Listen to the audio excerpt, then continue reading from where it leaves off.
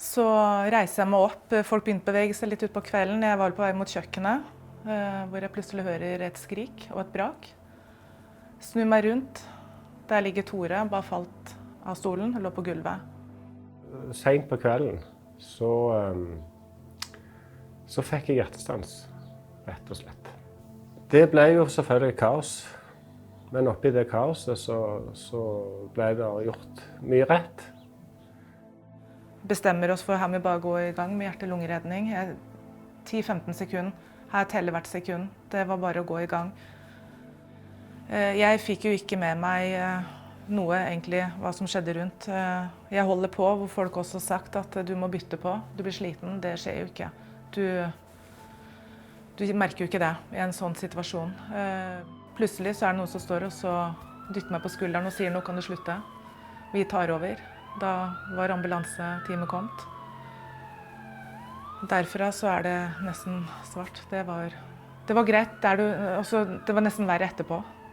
Når han ble kjørt av gårde, da knakk vi jo sammen hele gjengen. Det var helt forferdelig. Ikke vite.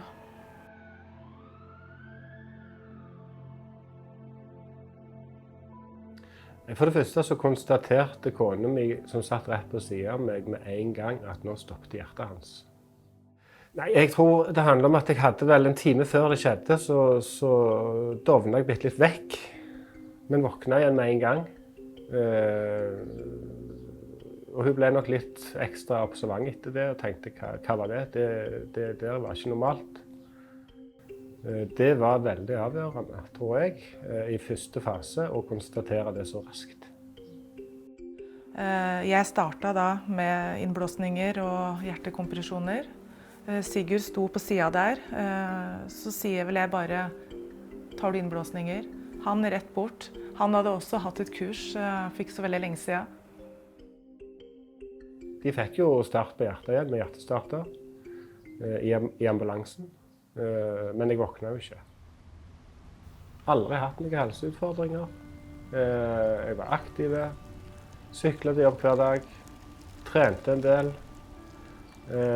Bare en måned før dette så sprang jeg halvmaraton for første gang. Så jeg vil si at jeg var i veldig god form på det tidspunktet.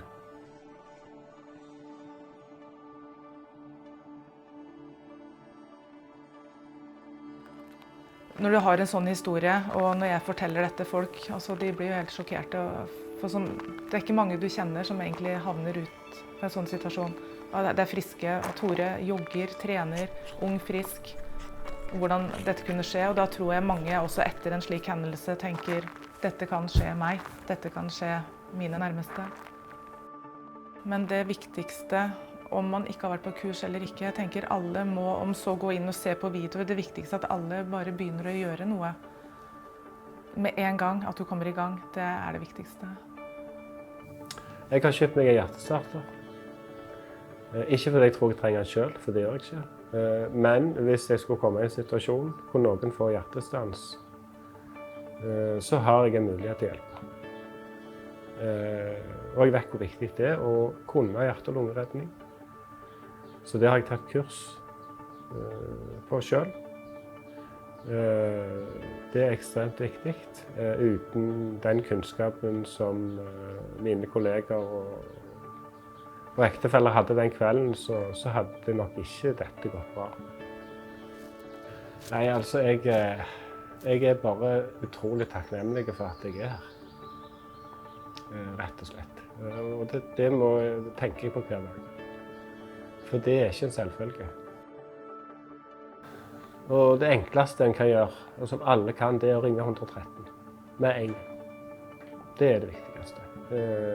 Og hvis en kan hjerte- og lungeredning i tillegg, så er det fantastisk.